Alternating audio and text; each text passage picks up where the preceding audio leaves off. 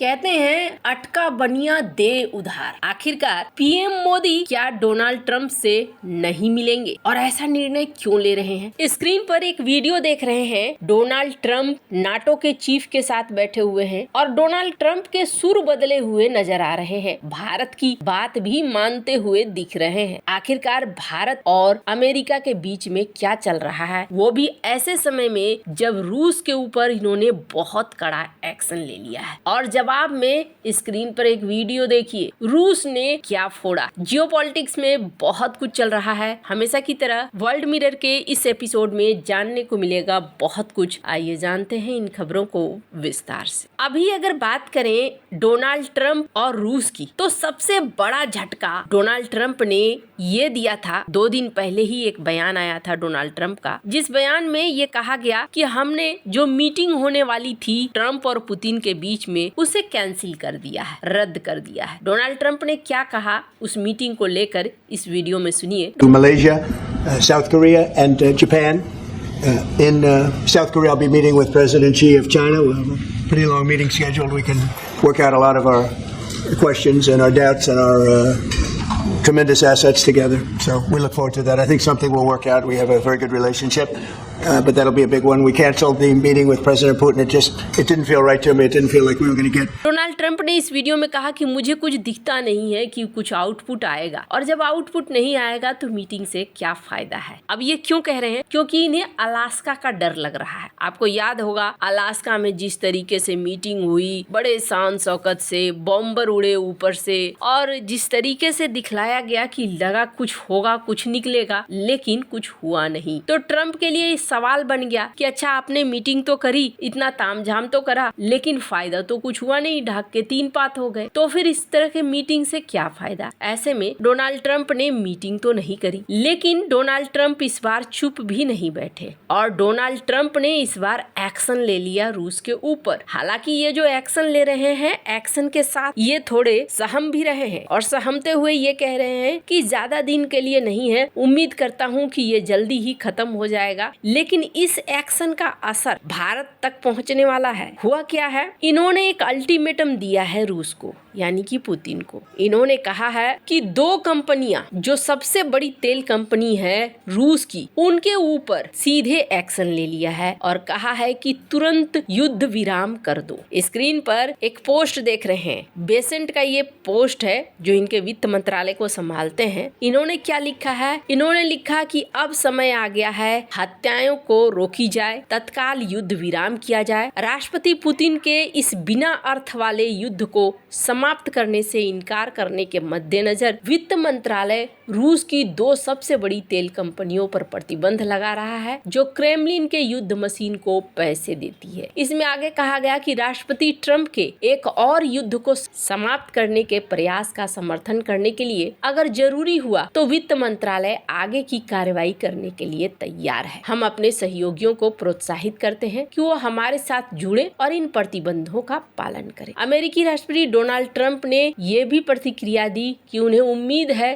कि ये प्रतिबंध थोड़े समय के लिए ही रहेंगे। ये साफ साफ दिखता है कि डोनाल्ड ट्रंप नहीं चाहते थे, फिर भी ये लगा है। हालांकि ट्रंप ने ये भी कहा कि जब भी मैं व्लादिमीर पुतिन से बात करता हूँ, बातें अच्छी होती है, फिर वे किसी नतीजे पे नहीं पहुँचती हैं। वहीं अमेरिकी वित्त मंत्री ने ताजा से ताजा कार्रवाई को साफ करते हुए कहा कि ये सेकेंडरी टैरिफ नहीं है, बल्कि ये प्रतिबंध है। अब इसका जवाब रूस कैसे दे रहा है? पहले तो 2 चीजें हो रही है। पहले तो मार्केट ने दिया, और मार्केट ने यहाँ पर तेल के दाम को बढ़ा दिया, जो होना निश्चित माना जा रहा था कि ऐसा तो होगा ही। वहीं दूसरी तरफ रूस की तरफ से कैसे आया, तो यहाँ स्क्रीन पर एक वीडियो देखिए। रूस ने ICBM और क्रूज मिसाइल का परीक्षण किया। इसके अलावे परमाणु अभ्यास किया है। रूसी रक्षा मंत्रालय ने रणनीतिक न्यूक्लियर फोर्स के ड्रिल के तहत ICBM का फुटेज भी जारी किया है। खुद राष्ट्रपति व्लादिमीर पुतिन ने इसके लिए कहा है कि ये अभ्यास करो, तो ये अभ्यास शुरू हो गई है। चूंकि बैठक टल गई है, ऐसे में व्लादिमीर पुतिन अब हर तरह की तैयारियां रखना चाहते हैं। रूस अपनी परमाणु सेनाओं का नियमित अभ्यास करता है ताकि क्षमता का परीक्षण कराया जा सके। लेकिन इस वक्त जो ये सीन हुआ है, इसके बाद रूस की तरफ से संकेत साफ है कि आप लड़ने को तैयार है तो हम भी लड़ने को तैयार है। ये कहाँ जा रहा है? दुनिया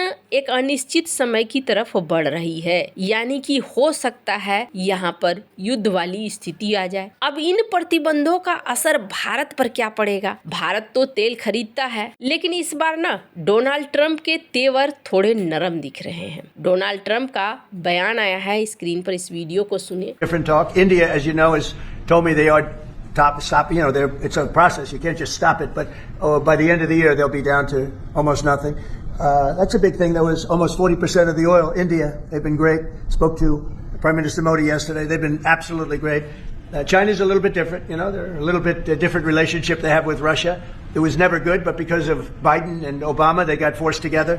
अमेरिकी राष्ट्रपति डोनाल्ड ट्रंप ने ये कहा कि देखिए तुरंत से तो ऐसा नहीं हो सकता है कि जीरो हो जाए, लेकिन ये एक प्रक्रिया का हिस्सा होता है। ऐसे में धीरे धीरे करके भारत तेल खरीदना कम करेगा। हालांकि उन्होंने कहा कि इस साल के अंत तक लगभग शून्य हो जाएगा, जो एक बड़ी बात है। फिर उन्होंने भारत की तारीफ भी करी। फिर इन्होंने ये भी कहा कि कल प्रधानमंत्री मोदी से बात की, वो बिल्कुल शानदार रहे। ट्रंप ने कहा कि दुनिया के बाजारों में स्थिरता सुनिश्चित करने के लिए चरणबद्ध तरीके से तेल आयात को समाप्त किया जाएगा। अब यहाँ पर एक चीज दिख रहा है कि ट्रंप के सुर बदल रहे हैं। दूसरी बात ना, ये मीडिया वाले आग में घी डालने का काम करते हैं। कैसे काम करते हैं? अगर डोनाल्ड ट्रंप के मन में ये हो भी कि चलो भाई मैं दुनिया का सामने ये दिखा देता हूँ कि हाँ जी भारत में हमारी बात मान रहा है, और ऐसे करके अब ट्रेड डील को फाइनल कर लेते हैं, तो मीडिया वाले अपनी नाक घुसेड़ते रहते हैं। एयरफोर्स 1 में किसी ने सवाल किया मीडिया की तरफ से और कहा कि भारत तो कह रहा है कि नहीं वो तेल खरीद रहा है, आप बोल रहे हैं तेल नहीं खरीद रहा है। ये इस बयान से पहले की बात है। तो डोनाल्ड ट्रंप ने कहा, चाहे वो मजबूरी में ही क्यों ना कहा हो कि ऐसा रहेगा तो फिर टैरिफ रहेंगे, लेकिन ऐसा है नहीं। तो यहाँ पर वो भी एक बीच का रास्ता निकालना चाहते हैं ताकि उनकी नाक भी ऊंची रहे और मामला भी हल हो जाए। लेकिन मीडिया नाक ऊंची भी नहीं रहने देती है और मामला